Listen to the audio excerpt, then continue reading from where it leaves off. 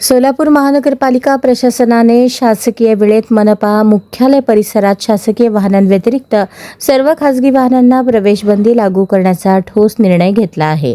वाढती वाहनांची गर्दी, पार्किंगचा वाढता ताण आणि सुरक्षेच्या दृष्टीने आवश्यक उपाययोजना म्हणून हा निर्णय अंमलात आणण्यात आला आहे. हा निर्णय महापौर विनायक कोंड्याल यांच्या आदेशानुसार तसेच आयुक्त डॉक्टर सचिन ओंबासे यांच्या सूचनेनुसार घेण्यात आला असून संबंधित परिपत्रक नुकतेच जारी करण्यात आले आहे. प्रशासनाने या निर्णयाची तात्काळ अंमलबजावणी सुरू केली आहे. मनपा परिसरात येणाऱ्या प्रत्येक व्यक्तीस वैध ओळखपत्र दाखवणे बंधनकारक करण्यात आले आहे.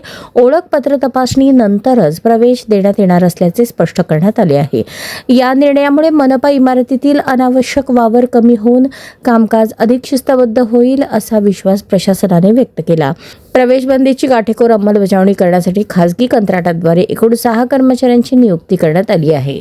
हे कर्मचारी प्रवेशद्वारांवर वाहन तपासणी, ओळखपत्र तपासणी, वाहतूक नियमनाची जबाबदारी पार पाडतील. पालिकेत विविध कामांसाठी येणाऱ्या नागरिकांची गैरसोय होऊ नये यासाठी हुतात्मा स्मारक शेजारील मोकळी जागा पार्किंगसाठी उपलब्ध करून देण्यात आली आहे.